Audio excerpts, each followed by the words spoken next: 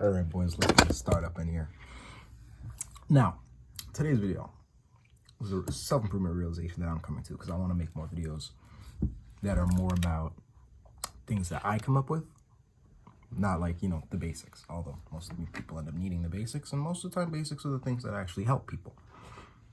But I'm assuming you guys know what you're doing and that you've been listening to me for a while, so let's get you guys a little bit more advanced. So, you know, I made a couple of videos on Epicureanism and Stoicism versus Stoicism. You know, I'm always thinking about these things. I'm always trying to double up on ideas that I've already cultivated or things along those lines, right? Now, Stoicism, I'm just going to quickly explain what it is. I won't explain Epicureanism. If you want to know, you can go watch that video. But Stoicism is essentially feeling emotions, but doing what needs to be done regardless. So, you know, you got to take out the trash. Then your girlfriend breaks up with you. Stoicism is taking out the trash. Still. Now, you might procrastinate for 5 minutes. All right. Technically, as long as you do it in time, of course, it's still Stoicism. That's kind of the point, you know what I'm saying? Now, for some reason, all right, it's going to sound like common sense, but I feel like a lot of people on self-improvement mess this up. So, people will hear Stoicism and they'll watch some videos on it and they'll be like, all right, I'm going to be nice and stoic. But these same people, they start to not feel emotions. See, let's listen for a second. Hopefully it'll click for some of you guys. So instead of not feeling emotions, which is just what people mess up on, because you want to feel the emotions, but still do what needs to be done. A lot of people, including me, I was doing it for a while, they just try to cut out the emotions.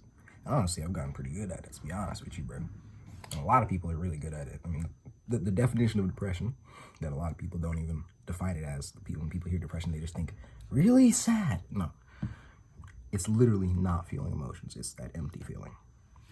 So people mistake Stoicism for depression, which is really, really funny when you think about it, because Stoicism is meant to be like the opposite.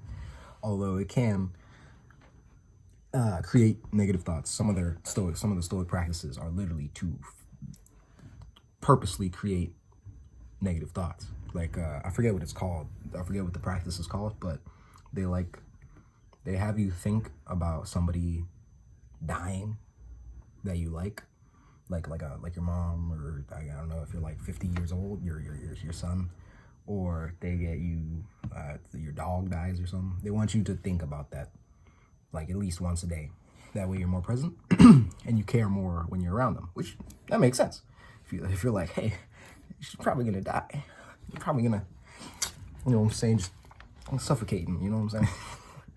You're the reason, but you want something along those lines to be more present. And it is a pretty good practice. I don't myself do it too much, but it is certainly a good practice, and I might even, you know, start getting on that. But a lot of people get into Stoicism, they start, you know what? I probably shouldn't really feel. I shouldn't feel sad. I shouldn't, because, you know, they listen to Andrew Tate and stuff. And not that he's bad. I don't think he's bad, but I made my own videos on that. If you want to go watch those. They think, oh well, I'm not gonna be sad because, you know, Andrew Tate and Sigma Male Grindset. You know what I'm saying? But instead, you want to feel sad. You want to feel angry. You want to feel all these emotions, because there's nothing wrong with these emotions inherently. And then you want to still do it.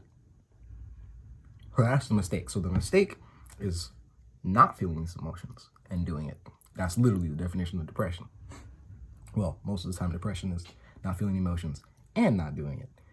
But if you're on self-improvement and you mistake the Stoicism and depression, then you're doing it but not feeling emotions. And you should be able to feel the emotions. That's how people make decisions. Sometimes emotions can be a bad thing, but I'm going to get to that in a second. You want to actually feel the emotions and do the things anyway. That's over here. You want to feel them, but do the things anyway. This guy versus this guy's going to destroy you. Like that. Because if this guy's not getting angry, he's just, oh, I got to make a couple bucks today. All right, I'm going to go to work. The other guy's like, he's going to work. He's starting a YouTube channel. He's getting his Discord out. I'll link the Discord. He's doing a bunch of different things. He's going to the job. He's hiring people to work with his side, whatever. He's doing this, and that. That guy's going to do more because he's feeling the emotions. he's sad. Oh, well, I can't feel sad anymore because it's not, most of the time, it's not a pleasant feeling. My girlfriend broke up with me. All right, well, Super Mario Grind said it's time to get back at her. So I'm going to start making crazy money and I'm going to start going to the gym. If you're just not feeling the emotions over here, you're not going to get it as far. And now for the people that are like, yeah, but emotions are bad. See, to those people, first of all, shut up. Shut up. Second of all, that's when you actually let it. Yeah, that's when it comes out. What you want is to feel the emotions and still be able to make intelligent decisions, which is where the stoicism comes in.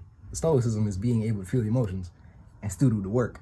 A lot of people feel the emotions and either don't do the work or they don't feel the emotions and they do the work. Yeah, that's pretty unproductive. It feels productive, it's not. And also goes along with a lot with estrogen and testosterone. If you got high estrogen and low testosterone, as most modern guys do, I work my best to have higher testosterone and lower estrogen. I've made videos on that, and I've actually, yeah.